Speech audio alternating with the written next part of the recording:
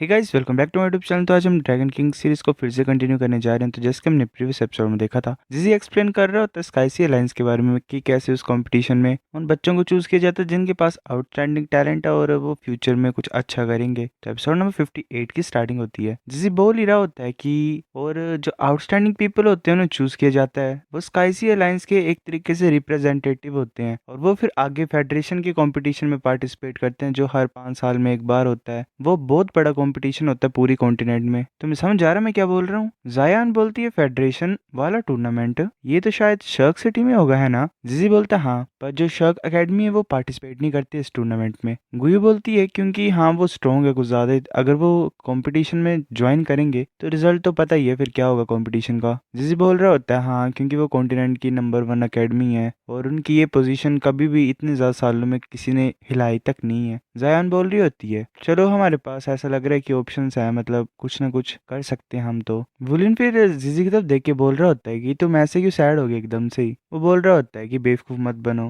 मैंने सब कुछ कैलकुलेट कर लिया है। जब नेक्स्ट स्टार फेडरेशन के मतलब टूर्नामेंट होगा तो हम 11 साल के होंगे और हम बच्चों वाले कंपटीशन में एंटर कर सकते हैं, पर हम सबसे ज्यादा यंगेस्ट ग्रुप होंगे उसमें भी, और हम बहुत बड़े डिसएडवांटेज में होंगे। मतलब जो जुवेनाइल ग्रुप है, मतलब जिनमें ये पार्टिसिपेट कर सकते हैं, वो 11 से 15 साल के बच्चों के बीच में होती है फाइट। ये सिर्फ 11 साल के होंगे तो इनको 15 साल के बच्चों के साथ भी फाइट करनी पड़ सकती है। और वैसे ही जो यंग ग्रुप होता है उसमें 16 साल से 20 साल के बच्चों के बीच में फाइट होती है। जिसे बोल रहा होता है जो टूर्नामेंट है वो हर 5 साल में होता है और फिर हम अगर नेक्स्ट टाइम भी अप्लाई करेंगे तो हम 16 साल के होंगे, हम फिर से यंगेस्ट ग्रुप होंगे मतलब कंपटीशन में। जैसे 16 के हो जाएंगे तो 20 के साथ फाइट करनी पड़ेगी इन्हें। हम हमेशा यंगेस्ट रहेंगे, हमारी किस्मत बहुत ज्यादा खराब है। ऑफ कोर्स मैं चिंता ही कर रहा हूँ, और वैसे मेरे को लगता है कि हम स्काईसी अलायंस के रिप्रेजेंटेटिव नहीं हो सकते हैं। सिर्फ जो टॉप 6 होते हैं वो स्काईसी अलायंस को रिप्रेजेंट कर सकते हैं, और हम सिर्फ 10 ही साल के हैं। मेरे को लग रहा है कि स्कूल हमें टूर्नामेंट में एंटर करने नहीं देगा। गुई गुस्से से खड़े हो जाते और बोलती तो क्या वो हम 10 साल के हैं तो किसने बोला कि 10 साल के बच्चे चैंपियनशिप को जीत नहीं सकते हैं। जिसे चुप हो जाता है। गुई बोल रही होती है अगर तुम्हारे पास जरा भी कॉन्फिडेंस नहीं है खुद के अंदर तो किसको होगा? अगर तुम्हें करना ही है तो तुम्हें अपना बेस्ट करना पड़ेगा। मैं जा रही हूँ यहाँ से। वो गुस्से से चल पड़ती है। जिजी रोते हुए बोल रहा होता है कि क्यों क्यों हमेशा ये मेरे ऊपर गुस्सा निकालती है, क्यों ये इतना ज्यादा गंदा बिहेवियर करती है मेरे साथ। बुलिन बोल रहा होता है भूल जाओ, तुम्हें तो आदत पड़ जानी चाहिए थी इस चीज की अब। बुलिन फिर ऐसे बोल रहा होता है कि वेल बताओ क्या करना है हमने टूर्नामेंट में, मतलब जो टूर्नामेंट को छोड़ो, जो हमारी ज्वाइंट प्रैक्टिस है कल उसमें क्या करेंगे? टीचर वो अपनी स्पीड स्किल्स को यूज करेंगे तो इम्पॉसिबल हो जाएगा उन्हें हराने के लिए। हमें बस यही करना है कि लंबा टिकना है, पर वो लंबा भी कैसे टिकेंगे हम फाइट में? हमें साथ में काम करना पड़ेगा। पर हमारे जितने भी कॉम्बैट मेथड है वो हमें टीचर वू ने सिखाए हैं, तो टीचर वू को हमारी स्ट्रेंथ और वीकनेस दोनों के बारे में पता है। सन्नाटा ही छा जाता है, मतलब किसी के पास कुछ जवाब नहीं होता देने के लिए। बुलिन बोल रहा होता है जूजायान, तुमने ये बताया था कि तुम रात को स्ट्रॉन्ग बन सकते हो, क्या तुम मुझे बाद में बता सकते हो कि कैसी है तुम्हारी स्ट्रेंथ? जूजायान बोल रही थी हाँ हाँ ठीक है, तो हम साथ में स्पोर्ट्स फील्ड में जा सकते हैं देखने के लिए। वो सोच रही होती है ऐसे जो फैमिली है उन्होंने मेरे को बोला कि इसे सीक्रेट रखना जितना ज्यादा हो सके, पर क्लास 0 में टिकने के लिए मुझे अपनी सारी पावर को यूज करना पड़ेगा। फिर हमें रात का सीन दिखाया था। जूजायान ने अपनी पहले एक वैन टाइप पकड़ा होता हाथ में। वो बोल रही होती है कि तुम इस तरीके से क्यों देख रहे हो मेरे को नर्वस सी फीलिंग आ रही है। बुलिन बोलता है हम सभी यहाँ पे हैं, इससे यही शो होता है कि हम तुम्हारी फिक्र करते हैं, करो तुम अब। जाओजीजियान जो होती है वो अपने आइज को क्लोज कर लेती है और बोलती है ठीक है मैं स्टार्ट करती हूँ। वो ऐसे कुछ चैंट कर रही होती है, जो आइस एनर्जी होती है वो उसके मतलब उसके आसपास इकट्ठा हो रही होती है। वो बोलती है कि मुझे अपनी पावर दो, मेरे स्टार व्हील। उससे एक ब्लू कलर की लाइट रेडिएट होती है। वुलन बोलता है 6 पॉइंटेड स्टार अपियर हो गया इसके आइस स्टाफ के ऊपर। वुलन बोल रहा मतलब वो जो जिजी होता है वो बोल रहा होता है ऐसा लग रहा है कि जो इसकी स्पिरिट पावर वो भी चेंज हो गई है। वुलन बोलता है कि ये ही नहीं अकेली बात, इसकी पर्सनैलिटी भी चेंज हो गई है। इसकी जो ओरिजिनल वीकनेस थी वो खत्म हो गई है एक तरीके से अब। मतलब हाँ जुजियान पूरी अलग तरीके से लग रही होती है। वो बोलती है जो स्टारविल की पावर है वो फिनिश हो गई है, मतलब पूरी तरीके से लोड हो गई है। वो आगे तो देख रही होती है, ऐसे घूर रही होती है। वेल एक तरीके से इसकी जेंटल पर्सनैलिटी अब एग्रेसिव सी हो गई है थोड़ी सी। उसकी जो इसकी एनर्जी होती है वो ऐसे यहाँ वहाँ फैल रही होती है, पूरे एरिया को कवर कर रही होती है। जिसी बोल रहा होता है तो ये पावर स्टार व्हील की। जो जायान के सर के ऊपर भी एक स्टार टाइप फॉर्म हो जाता है और वो बोलती है स्टार व्हील आई चेन लोग वो अपना अटैक यूज करती है और चेन्स टाइप जिजी को बांध देती हैं। जिजी बोल रहा था क्या मैं तो अपनी बॉडी को मूव नहीं कर पा रहा हूँ, ऐसा लग रहा है कि किसी स्पेशल पावर ने मेरे को सील कर दिया इस प्लेस पे, और जो सर्कुलेशन है मतलब जो मेरी स्पिरिट पावर की बॉडी में वो भी स्लो हो गई है। वही बोल रही होती है ये स्केल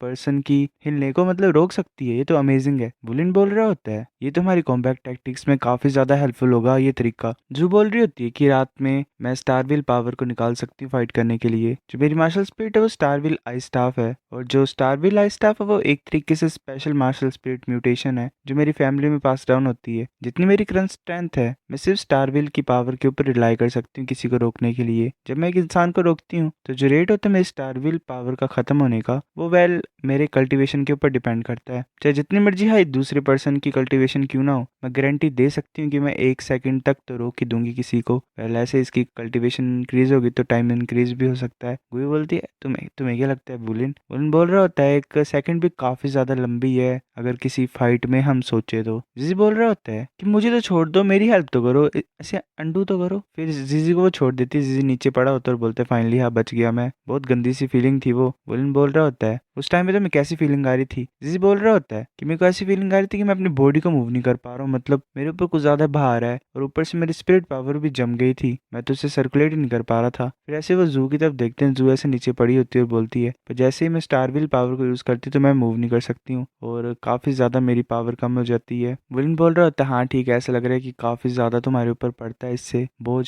जब हम टीम की तरफ फाइट करेंगे तो टीममेट्स तुम्हारी हेल्प कर लेंगे। ये जो तुम्हारा मूव है ये काफी ज्यादा पावरफुल रोल प्ले कर सकता है, मतलब एज अ कंट्रोल एबिलिटी अच्छा है ये, पर ये मूव सिर्फ हम रात को यूज कर सकते हैं। कल की जो बैटल है टीचर वू की वो चलो मैं सोचता हूँ पहले, मेरे पास एक आइडिया है, हम ऐसे क्यों नहीं करते। फिर हमें रात का सीन दिखाई देता है, वो मतलब टीचर वू के रूम के पास ही पहुंच जाता है। टीचर वू बोल रहा था क्या तुम कॉम्बैट एग्जाम अभी करना चाहते हो? गुई बोल रही होती है अगर तुम्हें डर है तो ऐसे बोल दो कि कल करेंगे। ये सुन के वेल टीचर वू को गुस्सा चढ़ जाता है और बोलता है कि तुमने ये बोला कि मुझे डर लगेगा। वेल गुस्सा दिलाना कोई गुई से सीखे। फिर ऐसे वो बाहर आ जाते हैं। टीचर वू बोल रहा होता है तुम्हारे साथ फाइट करने के लिए मैं अपनी कल्टीवेशन को 2 रिंग्स पे सेट कर देता हूँ, ये जो एरिया है इसका एडवांटेज लेना, अभी खाली है, चलो स्टार्ट करते हैं। जू बोल रही होती है कि टीचर वू का जो डकलिंग पजामा है तो गुस्सा क्यूट है। बुलिन कुछ नहीं बोल रहा होता है। फिर ऐसे वू चोंगटियान अपनी स्पिरिट को रिलीज कर देता है और बोलता है कि तैयार हो जाओ, स्टार्ट करो, फोकस को मत खोना, ये तुम्हारा सबसे डरावना डकलिंग होगा जो तुमने आज तक देखा है। बुलिन बोलता है कि अटैक करने के लिए स्टार्ट हो जाओ। वो अपनी ब्लू सिल्वर ग्रास को एज अ डिफेंस की तरह यूज करता है। जिसे आगे तो जा रहा होता है गुई भी तैयार हो जाती है। जो ब्लू सिल्वर ग्रास होती है बुलिन की वो टीचर वू को हर तरफ से कवर कर लेती है। वो चोंगटियान बोल रहा होता है क्या ये तुम्हारी नई प्रिपेयर ट्रिक? तब जिजी उसके पीछे से आ रहा होता है और बोलता है कि इसे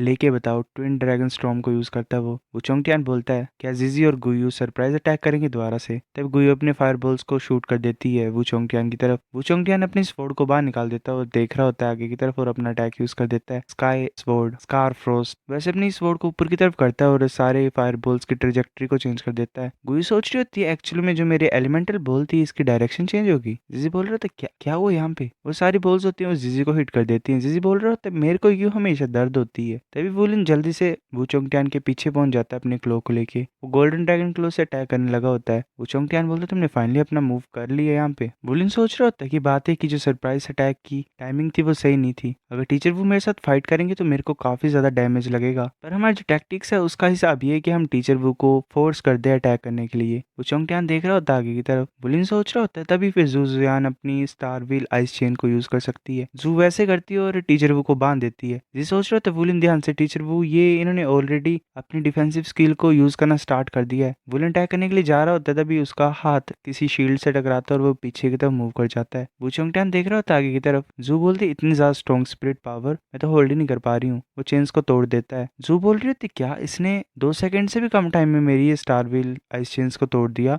वूचोंगटियान आगे की तरफ देख रहा होता है और बोलता है कि जो तुम्हारा प्लान है इस तरीके से मेरे ऊपर अटैक करने का वो नहीं कर पाया कुछ भी, अब क्या करोगे तुम। वो एक स्वॉर्ड को वुलन के ऊपर ले आता है। वो बोल रहा होता है कि ऐसा लग रहा है मुझे तुम्हारा जो प्लान है वो फेल हो गया है। वुलन आगे तो देख रहा होता है हैरानी से और बोलता है अच्छा है ऐसा है। वूचोंगटियान हैरान हो जाता है क्योंकि एक जो अटैक होता है गुयू का वो मिक्स हो रहा होता है और वो बोलती है कि टीचर वो हमारा जो प्लान है वो ये है, मतलब यही है। वो आगे तरफ हिट करने की कोशिश कर रही होती है। जिजी बोलता है कि हाँ ये ग्रेट हिट था, मतलब शायद वू चोंगटियान की पीठ में लगता है ये। वुलिन बोलता है कि अपने एनिमी को कभी भी अंडर एस्टिमेट मत करना, जल्दी से तैयार हो जाओ अटैक करने के लिए दोबारा और कवर करो अपने आप को। वेल वू चोंगटियान का जो वो होता है सूट, नाइट सूट, वो उन्होंने खराब कर दिया होता है, एक होल पड़ गया होता है उसकी पीठ में। मेरे को क्यों लग रहा है ये पिटने वाले हैं अब। वेल वू चोंगटियान ने कुछ भी नहीं बोलता, फिर बोलता है कि ये बैटल किसका आइडिया था ये। वुलिन बोलता है मैं। जिजी और गुयू उसकी तरफ इशारा कर देते हैं। वेल क्यूट सा पैनल है। वू चोंगटियान बोलता है कि वेल ऐसा लग रहा है कि तुमने कुछ ज्यादा दिमाग लगाया इसमें, अच्छे टैक्टिक्स थे तुम्हारे, कोई भी गलत चॉइस नहीं थी। वैसे जिजी का जो रोल था इस बैटल में वो मेन अटैक का नहीं था ना, पर जिसका अटैक था